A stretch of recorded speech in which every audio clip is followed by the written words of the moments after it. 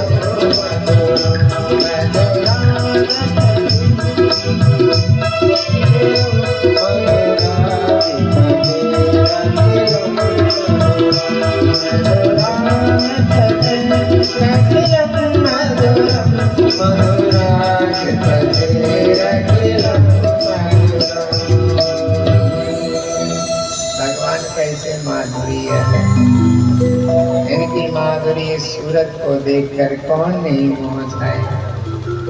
दैत्यों ने दे दिया, ये कान्हा जी इसको लो, ये अमृत है।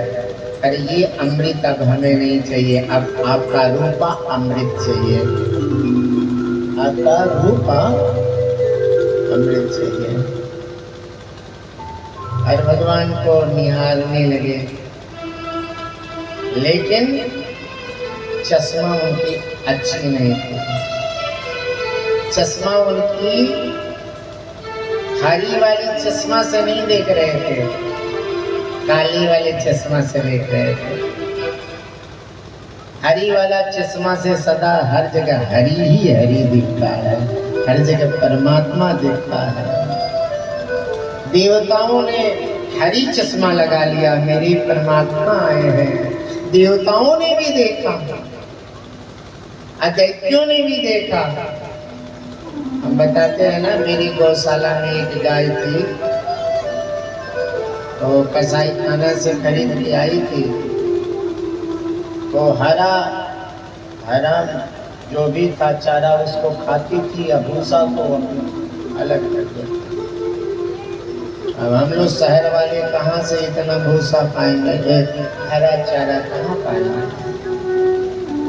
बहुत परेशानी होने लगी।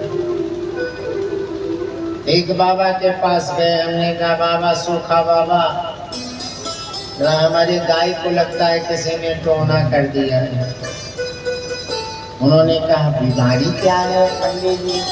हमने कहा बीमारी यही है कि वो हरी घास ही केवल खाती है, सूखी के तरफ देखती भी नहीं। बोला घबराइए नहीं, कल हम आएंगे उसको छाड़ देंगे, ठीक हो जाएगी। उनके पक्का सूखी घास भी खाएगी। हाँ बड़े प्रेम से खाएगी। बाबा आए दूसरे दिन, सूखा बाबा थोड़ा 2-4 लौंग लेके घुमाए और घास में डाले, सूखे भूसा में, और हरा चश्मा बना के लाए थे। हरा चश्मा उसकी आंख में बांध दिया। जैसे बांध दी, बोले देखो महाराज कैसे खा रही है, जितना सूखा भूसा था सब सफा चट। क्यों? क्योंकि उसका चश्मा कैसा लग गया था।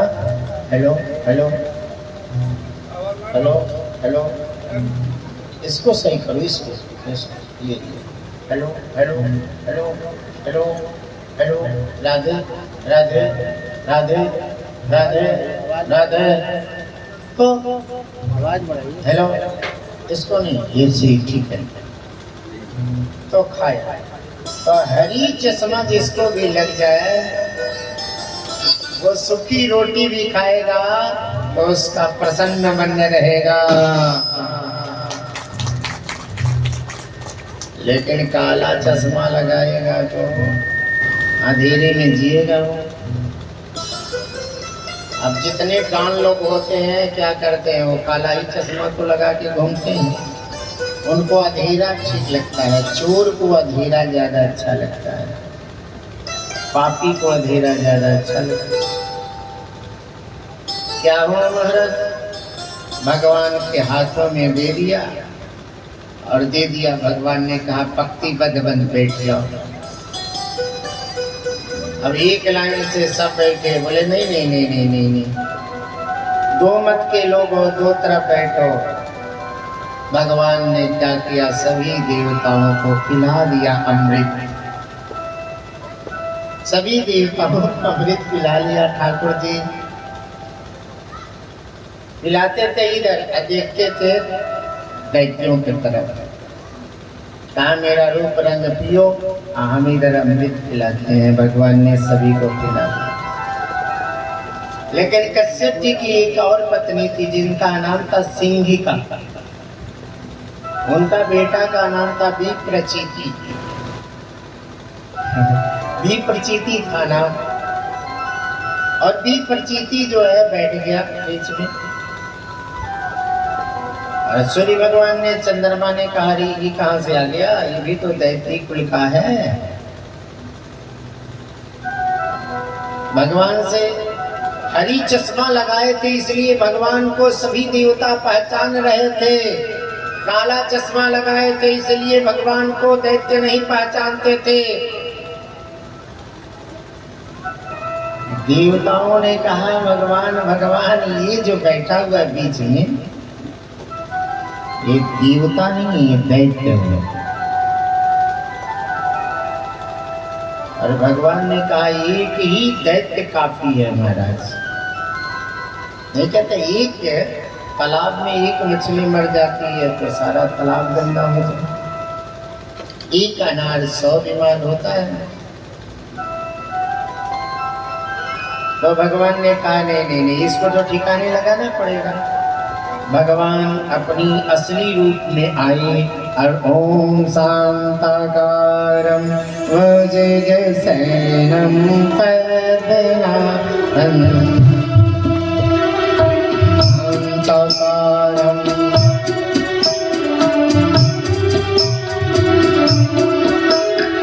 विश्वधारं गगनसदृशं मेघवर्णं शुभांगं लक्ष्मीकान्तं कमलनयनं योगिनीधारिणं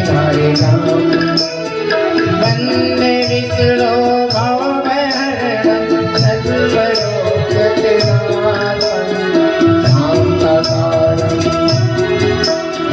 शान्ताकारं भुजगशयनं पद्मनाभं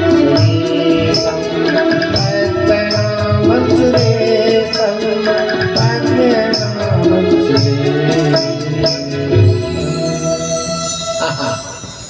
भगवान जो है असली रूप में आ गए और आकर वो कई मारे चक्र सुदर्शन छोड़ दिया।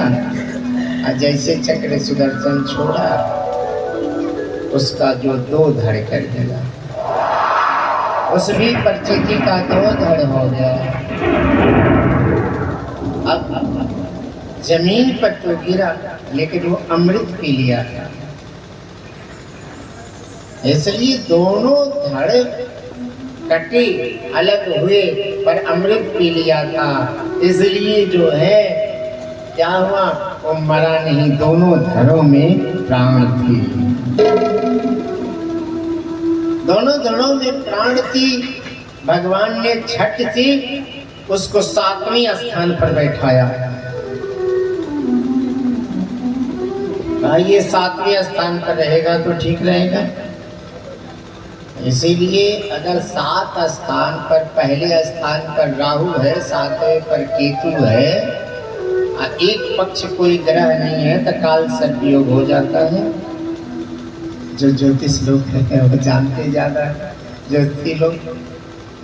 और काल सर्पयोग हो जाता है। काल सर्पयोग का अब तो बहुत बड़ा महत्व बताई जा रही है और है भी महाराज, क्योंकि ये गला कभी भी मिल सकता है।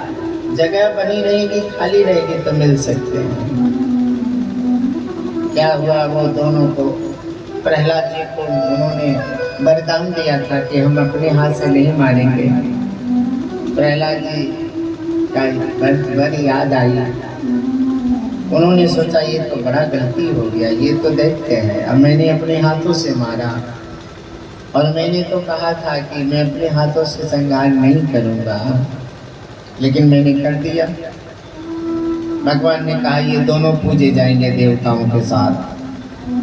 रवि सोम मंगल बुध बृहस्पति शुक्र शनि के साथ ये भी दोनों पूजे जाएंगे। आगे क्या हुआ हमारा, अब उनको तो वहीं रह गए। अब जो है दैत्य जो है गए स्वर्ग पर। देवताओं ने कहा भाई रे ये मेरा स्वर्ग है, कहाँ जा रहे हो आप, जाओ सुतल लोग जाओ, आप नीचे जाओ, पाताल लोग जाओ। कहा कि मेरा था। युद्ध हुआ। युद्ध होने के बाद से क्या हुआ, जब युद्ध हुई महाराज तो युद्ध होने के बाद से सारे दैत्य मारे गए, सारे दैत्य मार दिए गए। जब सारे दैत्य मार दिए गए तो दैत्यों के जो गुरु हैं, देखो महाराज गुरु जो है अपने शिष्य के बिना कैसे रह सकता है। पुत्र और पुत्र और शिष्य में बहुत अंतर होता है। पुत्र से ज्यादा श्रेष्ठ शिष्य होता है।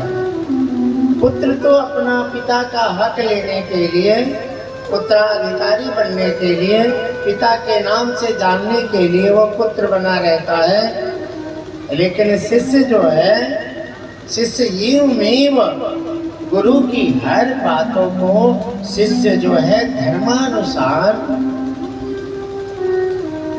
जब पर्यंत वो गुरु शिष्य की राह पर चलता है तो सारे देवता उसके ऊपर जो है कृपा का दृष्टि करते हैं, कृपा का वृष्टि करते हैं, बरसाते हैं कृपा। प्रमाण में अर्जुन को ले लीजिए और द्रोणाचार्य पुत्र अश्वत्थामा को ले लीजिए। गुरुदेव चाहते हैं द्रोणाचार्य जी को अश्वत्थामा का सर्वश्रेष्ठ बनाते हैं। उन्होंने अश्वत्थामा को नहीं बनाया, किसको बनाया? अपने शिष्य को बनाया। शिष्य माने सर है। इतना दुखी है इस समय, शुक्राचार्य बहुत दुखी हैं। शुक्राचार्य रो रहे हैं। उनकी बेटी आके पूछती है, पिताजी आप इतना दुखी तो कभी नहीं हुए थे, आज बहुत दुखी हुए हो, क्या बात है पिताजी? कहते हैं मेरा सर नहीं है बेटी, मेरे शिष्य नहीं है, मैं बिना शिष्य का कैसे जीऊंगा? क्या हो गया पिताजी? कहा सारे दैत्यों देवताओं ने सारे दैत्यों को मार डाला। कहा पिताजी आपके पास तो वो अमोघ विद्या है जो देवता के गुरु जो है बृहस्पति जी के पास नहीं है। कहा बेटी कौन सी अमोघ विद्या है मेरे पास? कहा पिताजी मैंने तो सुनी है आपके पास मृत संजीवनी विद्या है, आप मरे हुए को आप जीवित कर सकते हैं। उनको जब याद आई सभी देवताओं को, सभी दैत्यों को उन्होंने जीवित कर दिया। मोहर मोहर बार बार जो है युद्ध हुई और बार बार मारे जाते थे दैत्य। जब मारे जाते फिर पर्यंत जीवित हो जाते तो देव छोड़ दिए, बोले कि महाराज कब तक हम लड़ेंगे, हम तो अमर हो चुके हैं, हम तो अमृत पी लिए हैं इसलिए हम मर नहीं सकते। पर ये कहाँ कम अमृत पिए हैं, ये भी तो मर जाते हैं फिर जीवित हो जाते हैं। ऐसी विद्या थी उनके पास, थक कर छोड़ दिए। जैसे आप लोग एक देखे होंगे अफगानिस्तान में कोई सरकार थी बनी हुई, लेकिन वहाँ का आतंकवादी लोग इतना 20 साल से लड़ाई किए, एक दिन अफगानिस्तान को ले लिए और जो जीती हुई सरकार थी उसको हार मानना पड़ा। महाराज अब छोड़ दिए। उस समय राजा बने प्रहलाद जी के परपोता, जिनका नाम था प्रहलाद जी का पुत्र का नाम था बलि जी। अब बलि जी जो है जब राजा बने तो बलि जी इतने बड़े राजा बने कि वैसा राजा कोई हो ही नहीं सकता। इतना दान देते थे, इतना दान देते थे कि उनकी दान को कोई गिन ही नहीं सकता।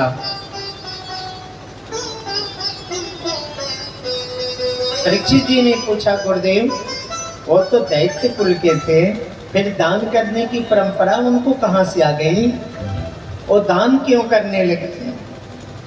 तो सुखदेव जी महाराज ने कहा सुनो परीक्षित, एक राजा थे, वह बहुत पापी राजा थे। सहस्ते भोजनम, जब किसी की हत्या कर लेते थे तभी वो भोजन भी करते थे। एक बार शिकार खेलने के लिए वो राजा गए जंगल में, और जंगल से वापस आ रहे थे। कुल बिनों ने भगवान श्री सच्चिदानंद ब्रह्म की कथा करा रहे थे। छोटे छोटे बच्चों ने जाकर राजा का मार्ग को अवरुद्ध कर दिया। बोले कि राजा जी, आपको हमारी कथा में चलनी पड़ेगी, मेरी यज्ञ में आपको चलना पड़ेगा। आप जब छोटे बच्चे उनको हाथ पकड़ के लाए, तो जैसे आए कथा में, कथा चल रही थी, उन्होंने सोचा मैं राजा हूँ तो मुझे कुछ चढ़ाना चाहिए पोथी पर। उन्होंने क्या किया, एक अपने गले का मनका जो है, सोने का मनका जो था, सोने का जो एक दाना था, उसको तोड़कर पोथी पर चढ़ाया, प्रणाम किया और चले गए। जब चले गए तो जब वो राजा मरे, तो जैसे वो राजा मरे तो क्या हुआ, जब राजा मरे तो यमराज ने कहा कि ये महापापी है, इसको रौरव नरक भेज दो, ऐसे नरक में चले जाए कि कभी ये पुनः वापस ना आए। तभी चित्रगुप्त भगवान ने कहा, महाराज इन्होंने अपने जीवन में एक सत्कर्म भी किए हैं। कहा वो कौन सा सत्कर्म है? कहा इन्होंने जो है भागवत जी की पोथी पर एक सोने का मनका चढ़ाया है।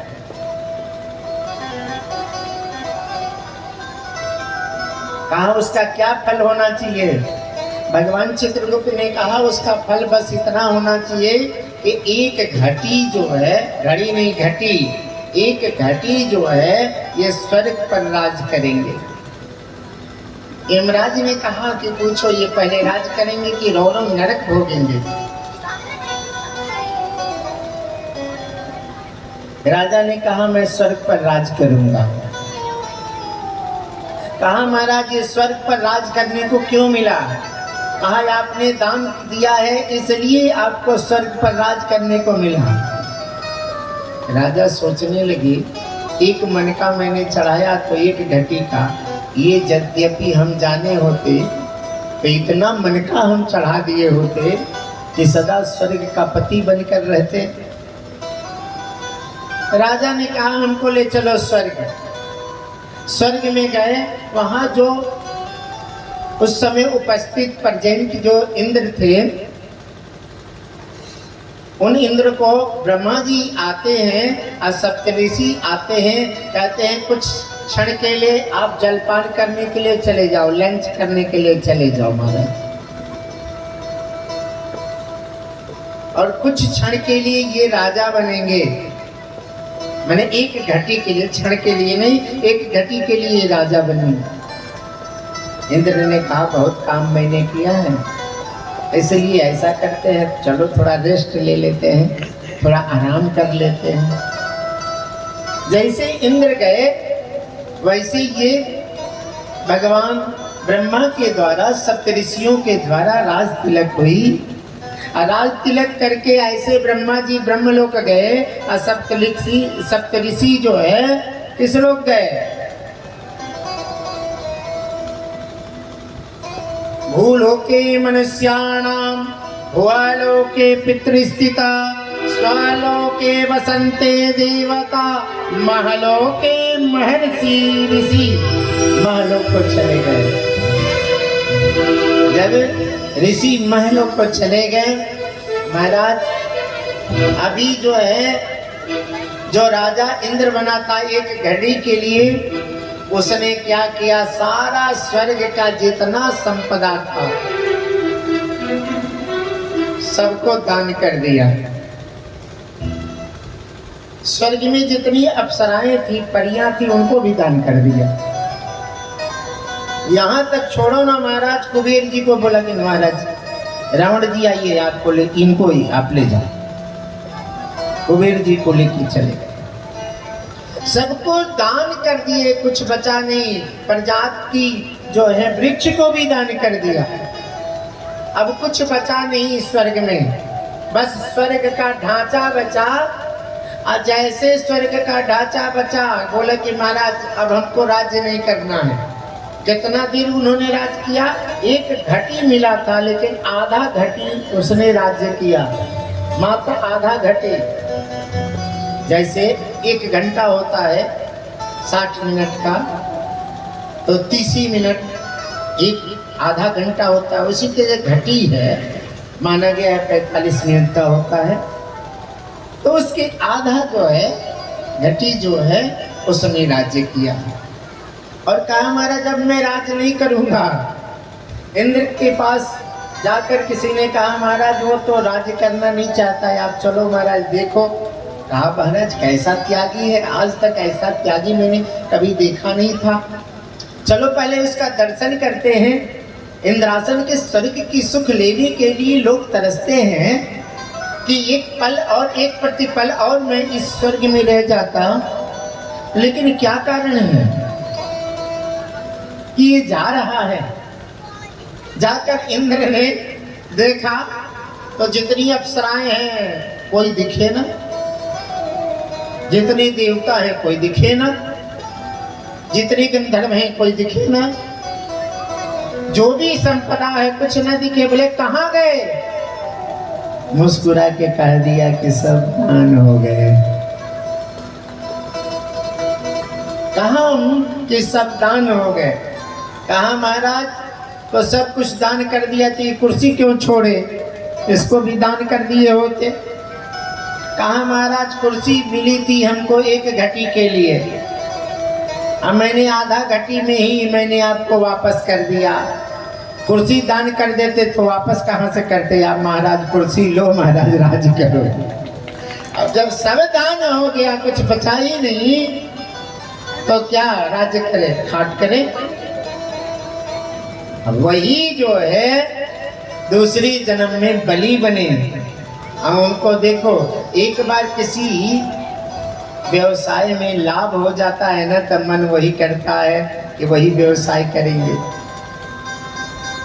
चोर क्यों डाकू बन जाता है? क्योंकि चोरी करने में उसको लाभ दिखता है, तो सोचता है अरे यार ना हाथ मैल ना पाँव मैल, सब ऐसे निकाल लेंगे, चोरी कर लेंगे। हैं? कोई भी लाभ होता है वो काम करने लगता है। अब उनको तो नशा हो गया कि दान देने से कितना आनंद है कि मेरा जीवन क्या हो गया, आज राजा में बन गया।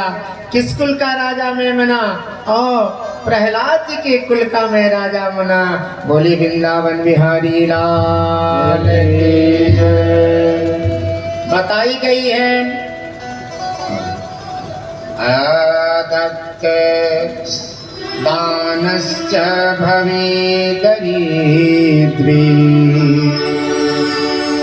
दरिद्र भावश्च करोति पापम्। पापत्र भवा नरकं प्रहन्ति, पुनर्दरिद्रः पुनरेव पापी। सुनो, बताई गई है कि जो दान नहीं देता है वो अगले जन्म में क्या होता है? दरिद्र हो जाता है। और जब दरिद्र हो जाता है, सुनोगे नहीं, माल बड़े काटे हो, अगले जन्म में क्या होगा मैं बताता हूँ। जो दान नहीं देता है अगले जन्म में दरिद्र हो जाता है। और जब दरिद्र हो जाता है तो दरिद्रता के चलते जो है कारण वो पाप करता है। दरिद्रता के कारण वो पाप करने लगता है। अब पाप के कारण उसको नरक हो जाता है, तो नरक के कारण फिर दरिद्र होता है, फिर पाप होता है, फिर नरक होता है। ये कभी नरक से बाहर नहीं होता है, कभी दरिद्रता से बाहर नहीं होता है। इसलिए मौका मिला है तो लूट लो महाराज। कोई भूखा को क्या है भोजन दो, नंगे को कपड़ा दो,